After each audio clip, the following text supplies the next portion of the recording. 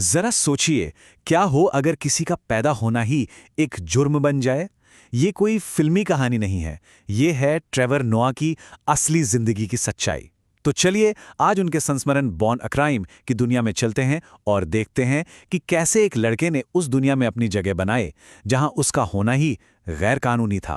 अब ये समझने के लिए कि उनका जन्म अपराध क्यों था, हमें उस वक्त के दक्षिण अफ्रीका को समझना होगा। वहां एक सिस्टम था, एक क्रूर सिस्टम जिसे कहते थे अपार्थाइड। और ये सिर्फ कोई मामूली कानून नहीं था, नहीं, ये एक ऐसा जहर था जिसने पूरे समाज को नस्ल के आधार पर, मतलब चमड़ी के रंग के आधार पर बिल्कुल अलग अलग हिस्सों में बांट दिया था, जहां इंसान की कीमत उसके काम या काबिलियत से नहीं बल्कि उसके रंग से तय होती थी। और इसीलिए इस किताब का नाम है बॉर्न अ क्राइम। ये कोई मेटाफर नहीं है, कोई बड़ी बड़ी बातें नहीं हैं। सचमुच ट्रेवर नोआ का अस्तित्व ही अवैध था, रंग भेद के कानूनों का सीधा सीधा उल्लंघन। तो कहानी कुछ ऐसी थी। उनकी माँ पेट्रिशिया एक अश्वेत जोजा महिला थीं और उनके पिता रॉबर्ट एक श्वेत स्विस आदमी। अब अपार्थाइड के उन भयानक कानूनों के हिसाब से इन दोनों का साथ होना, एक दूसरे से प्यार करना, एक जुर्म था। और उनका बेटा ट्रेवर, वो उस जुर्म का जीता जागता सबूत था। तो सोचिए इसका नतीजा क्या हुआ। ट्रेवर का पूरा बचपन घर के अंदर छिपते छिपाते बीता। वो एक राज थे, एक ऐसा राज जिसे दुनिया की नज़रों से और खासकर उस बेरहम पुलिस और सरकार से बचाना था, जो अगर उन्हें पकड़ लेती तो उनके परिवार को पल भर में तोड़कर रख देती। तो सवाल यही है कि ऐसे माहौल में, ऐसी मुश्किलों के बीच कोई कैसे जिंदा रहता है, कैसे बड़ा होता है। चलिए अब देखते हैं कि ट्रेवर ने जिंदा रहने के लिए कौन से तरीके अपनाए, कैसे वो एक गिरगिट की तरह बन गए और इस खतरनाक दुनिया से बचने के लिए अपने ही औजार बना लिए। और यहीं पर यह किताब एक बहुत बड़ा सवाल उठाती है कि जब दुनिया किसी को किसी भी ग्रुप में, किसी भी खांचे में फिट ही ना होने दे, तो कोई अपनी पहचान कैसे बनाए, कैसे कोई एक ही समय पर हर किसी के जैसा भी हो और किसी के जैसा भी ना हो। तो इस पहेली का जवाब ट्रेवर ने एक ऐसी चीज में ढूंढा जो उनके पास पहले से ही थी, और वो थी भाषा।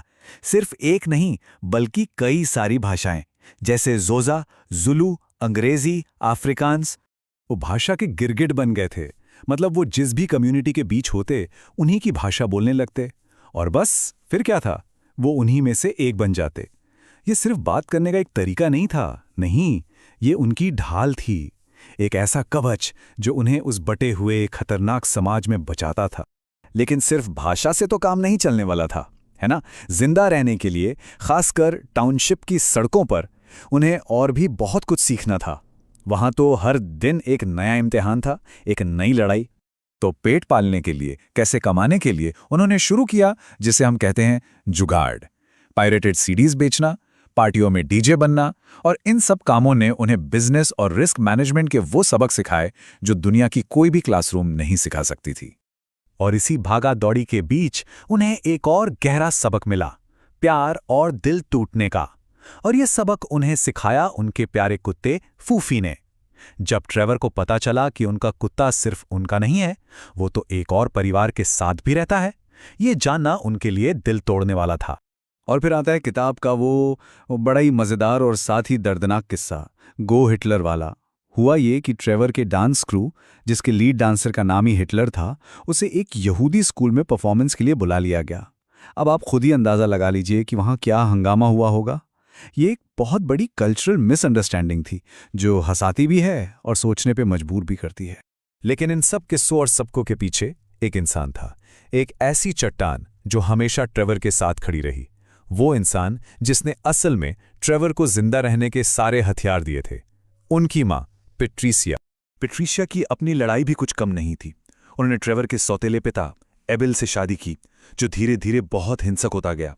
वो अपनी सारी ताकत और आज़ादी के बावजूद बार बार घरेलू हिंसा का शिकार हुई, और ये हिंसा एक दिन अपनी सारी हदें पार कर गई जब एबिल ने उन्हें गोली मार दी। एक गोली सिर में, और चमत्कार देखिए, वो बच गईं। उस हमले के बाद भी वो जिंदा बच गईं। इसीलिए ट्रेवर कहते हैं, पूरी दुनिया में मेरी माँ सबसे बड़ी गैंगस्टर हैं। उनका उस गोली से बच जाना सिर्फ एक चमत्कार नहीं था, वो हिम्मत की, कभी हार न मानने वाले जज्बे की सबसे बड़ी मिसाल थी।